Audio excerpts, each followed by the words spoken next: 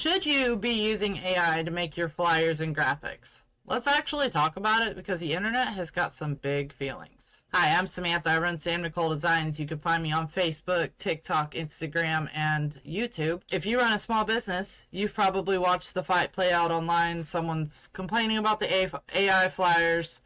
Somebody else is just like, what's the big deal? So I went out and actually asked your potential customers what they actually think about it. The good, bad, and the brutal. I'm also going to tell you something about AI that almost nobody in those comment sections actually knows. I'm not here to tell you what to do, but hopefully by the end of this video, you'll have enough information to make that call. Recently, I did an online survey by posting in random groups on Facebook without any opinions from me. I just asked everyone how they felt about businesses using AI for their flyers and their graphics. The number one complaint that I had is the same layout, the same fake look, the same template, the same cookie cutter, cheesy, and tacky look that we've kind of grown accustomed to seeing nowadays. A lot of folks called it lazy. You being lazy, huh? One person said it literally looks like an artificial person did it. Some people admitted that they actually scroll right past. A few won't even use a business as everything is obviously AI because they want to see the real person behind the business. However, the one comment that really hit home for me as a designer is there are too many talented artists out there looking for work. This is the cheap way out. When your ad looks exactly like the same thing that they see 15 different other times in their feed today alone, their brain's going to file it under ignore because that's just how attention works. However, on the other side of the spectrum, some owners had a really good point. One said that a single Canva post could take her all day to do. She's not a designer, and she can't afford to hire one, probably because she hasn't seen my prices yet. However, AI got her unstuck. Another non-technical person called it a godsend. For people who freeze up the second that they see a design software, that's a real thing. And then there's the done beats perfect crowd. It may not be as good as a real designer, but you gotta ship it and it's fast.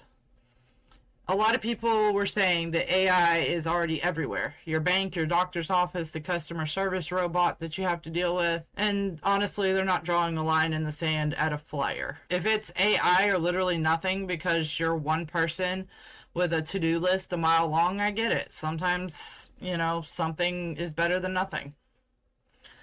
Most people land on what I call the middle ground. They don't hate AI, they just hate lazy AI. They keep saying, use AI for the bones, the rough layouts, the spelling and grammar.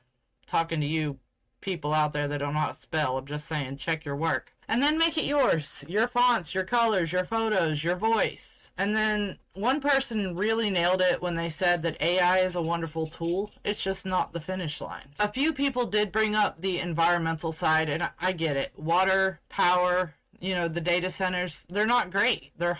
AI is really hungry. It runs on giant warehouses full of computers that run so hot and use so much power, they're actually straining the US power grid. There is a pretty cool fix called an off-grid data center that makes its own power with solar, water, and uses a closed-loop cooling system. Think of it like a car radiator. It cools and reuses the same water over and over again instead of drowning the town's water supply. It sounds great, but why isn't everybody using it?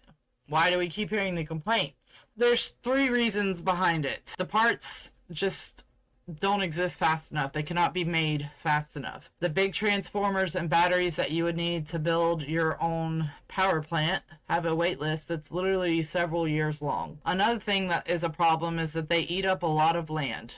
One clean energy center would take thousands of acres, literally thousands, of solar and wind, and it has to be right next to the internet's main cables. And then when the sun and wind go out, they burn fossil fuels anyway. So much for clean, right? Another issue is the neighbors and the red tape. People don't want them there driving up local water and power bills. Some states are even banning them completely. Like the county I live in right now has them banned for up to a year while they make a final decision, and I'm seeing that happen more and more often throughout the United States. And building a backup grid could take till after the year 2030 at this rate. Here's where I sit, take it or leave it. I love AI as a tool. I use it all the time in my business. I don't use it to write my captions for my posts. I use it as kind of like an assistant, but I don't use it to make my graphics. I don't use it to make my designs. What gets me though is when a brand or a business hands over their whole entire operation to AI, and then they're sitting there looking like everybody else, wondering why they're not getting customers. As a designer, I don't see any problem in using it, as long as you're using it responsibly and you're not replacing critical jobs and the people that go with them. The one thing that I really stand on when it comes to AI, just be honest about using it.